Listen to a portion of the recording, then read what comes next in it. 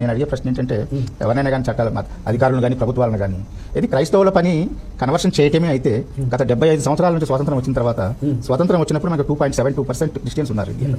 ఈనాడు 2% కూడా లేరు. సో దాని ప్రకారం అప్పటి నుంచి కన్వర్షన్ చేసుకుంటా ఉంటే ఇప్పుడు 25% వెళ్ళిపోవాల్సింది. వెళ్ళలేదు అంటే కన్వర్షన్ జరగట్లేదు. అనుమతి లేని చర్చలు 113, అనుమతి ఉన్నాయి ఇంకో 30-40 ఉండొచ్చు. అనుమతి లేని చర్చలే ఆకివీడు మండలంలో 113 ఉన్నాయి. గృహ సముదాయాల నడుమ హౌస్ ట్యాక్స్ కడుతూ చర్చలు ఇలాగ నడిపితే అది చెల్లదు కనుక వాళ్ళందరికీ నోటీసులు ఇవ్వడం జరుగుతుంది.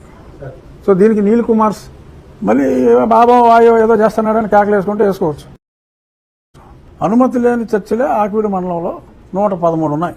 గృహ సముదాయాల నడుమ హౌస్ ట్యాక్స్ కడుతూ చర్చలు ఇలాగ నడిపితే అది చెల్లదు కనుక వాళ్ళందరికీ నోటీసులు ఇవ్వడం జరుగుతుంది. సో దీనికి నీల్ కుమార్స్ మళ్ళీ బాబా వాయో ఏదో చేస్తున్నాడని కేకలు వేసుకుంటే వేసుకోవచ్చు. రమ్మనాలి అంతే కదా, రావచ్చు, తప్పే ఉంది. వస్తానంటే వచ్చేయాలి తప్ప ఏదో కుంటోడు నేను లేతే మనిషిని కాదన్నట్టు నేను వస్తే సిచ్యువేషన్ వేరుగా ఉంటుంది. ఇంకోటి అంటాడు, ఇంకో ఫుల్ కోటు, అసలు వారు వన్ సైడ్ అంటాడు. అతను వస్తే పంచులు కూడా తీసి కొడతానంటాడు. రా, వస్తే వన్ సైడ్ ఏంటి? సో అలాగా ఛాలెంజ్ చేయటం మంచిది కాదు. అందరూ అన్ని మతాల పట్ల ఏ మతాన్ని మనం విమర్శించకూడదు. నీ మతాన్ని నువ్వు ప్రేమించుకో, ఇతర మతాన్ని ద్వేషించకు. ఒక్క ఆకువీడు మండలంలోనే 113 అక్రమ చర్చలు, అది ఇళ్లల్లో. ఇంకా రిజిస్టర్డ్ చర్చలు 30 నుంచి 40 వరకు, అంటే మొత్తం కలిసి సుమారు 150 ఉంటాయి అన్నమాట. ఈ లెక్కన ఆంధ్రప్రదేశ్లోను తెలంగాణలోను మొత్తం భారతదేశంలో ఎన్ని అక్రమ చర్చలు ఉన్నాయి, సక్రమ చర్చలు అదే రిజిస్టర్డ్ చర్చలు మొత్తం ఎన్ని ఉన్నాయో ఆలోచించగలరా?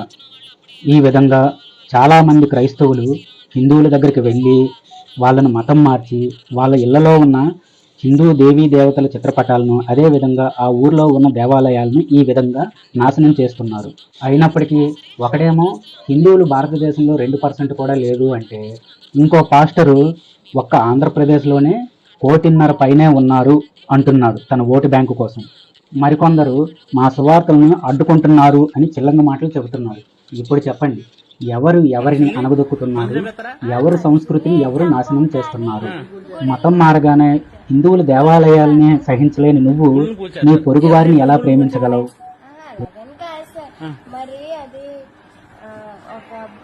అంటే ఒకటి దేవుణ్ణి మీరు పెట్టుకుని ఆరాధిస్తున్నారు.